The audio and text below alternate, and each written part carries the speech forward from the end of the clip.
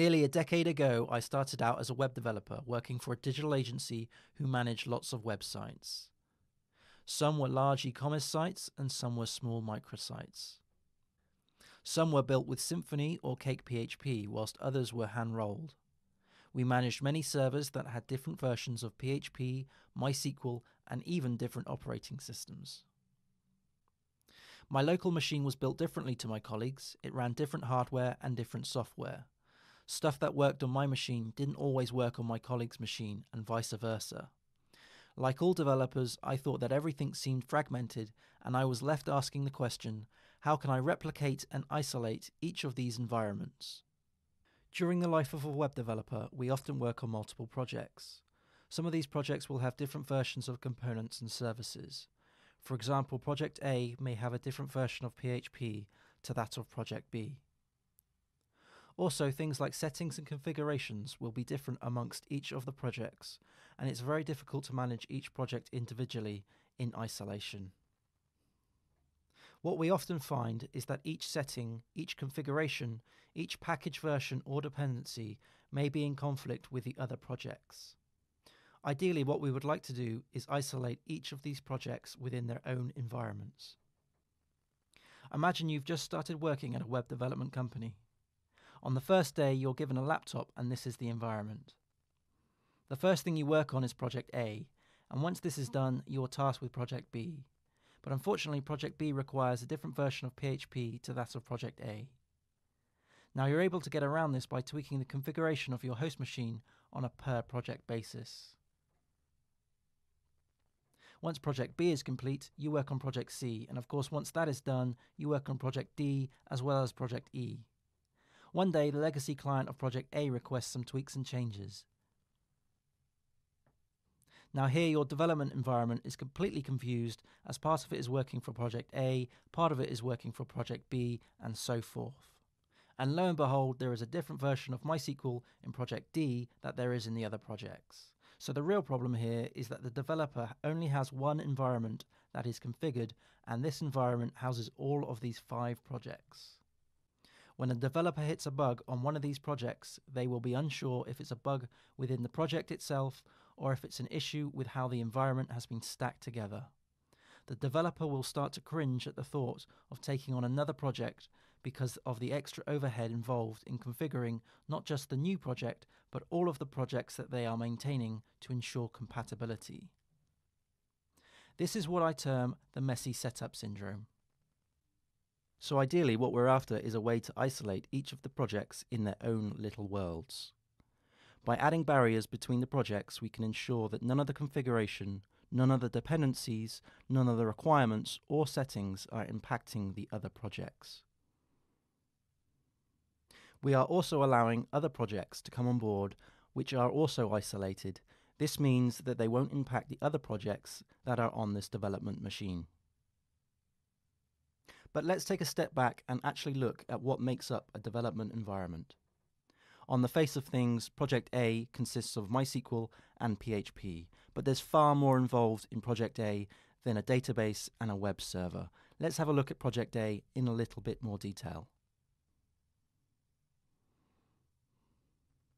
Project A requires an environment. Now this is obviously at the moment the environment on the host machine. This environment includes a web server as well as PHP. We also have MySQL on top of that. Let's not forget that Project A also requires an operating system. So this is the setup on the host machine. Let's look at the ideal setup when it's isolated in its own environment. So we have the environment, and within the environment this time we have an operating system. Now of course this could be Mac, this could be Windows, or this could be Linux. So we can actually split this environment into 2 sections, one being the database and one being the web server. Of course the web server section would need to have PHP. Both sections need to have volumes. And of course, we need to expose some ports for both MySQL and the web server. So for example, the web server we need to expose HTTP and HTTPS ports, and the MySQL we would need to expose port 3306. So how do we go about decluttering our local web development environments? So we could configure each project individually and change the settings on a per project basis. We could also use things like VirtualBox or VMware to isolate our environments in virtual worlds. Of course, we can use tools like Vagrant to manage these virtual worlds. And of course, we can use Docker. So let's have a look at each one of these individually. Changing settings for a project is a crazy and bad idea.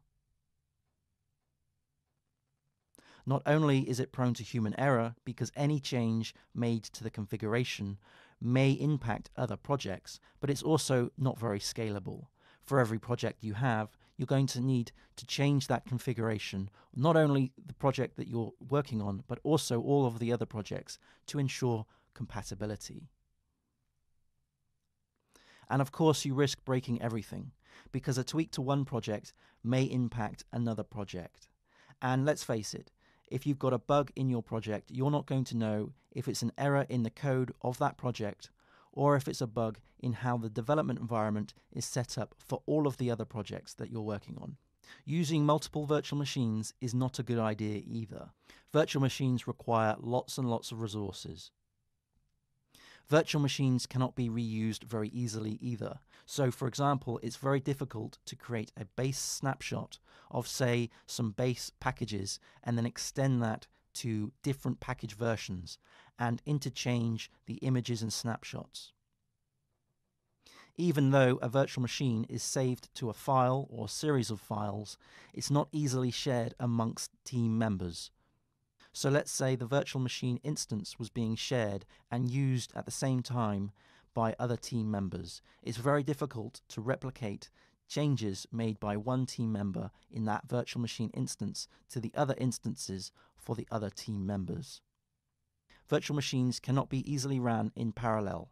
If you need to work on multiple projects at the same time, you're going to need to run multiple virtual machines at once. And as I've mentioned before, virtual machines are resource hungry. So you're going to need a monster of a host machine in order to do this. Vagrant, in air quotes, may not be an ideal solution. This is primarily because Vagrant is a virtual machine manager. However, this is an old argument because Vagrant now supports Docker providers. This means that Vagrant can now manage Docker containers. Okay, so let's talk about Docker then. Now, there are several sides to Docker, including networking, security, deployments, as well as other tasks related to DevOps. But we're going to focus on containerization and how to isolate our development environments. So let's have a look at the things that Docker offers us when decluttering our messy setups. Docker is extremely lightweight. An application can be split up into separate containers to form microservices. This means that a container is an independently deployable and modular service. Docker is very extendable. We can create base images that hold generic and global configuration for things such as security and logging. These base images can then be extended to other images which are used within our projects. So, for example, you could have an image that is tailored to a specific version of MySQL. We can then store the makeup of an image in a Docker file, more of which I will talk about later on in this course, and then keep this file in source control. We can create these images in such a way that allows us to inject settings and configuration on a per project basis. This means that we can decouple the image from the project and inject project configuration when the image is used. This also means that we can reuse an image in multiple projects. Not only can the Docker files be stored in source control, but the images themselves can also be stored in a public or private repository. This makes it very easy to share our images amongst each project, each team member, and also to the general public.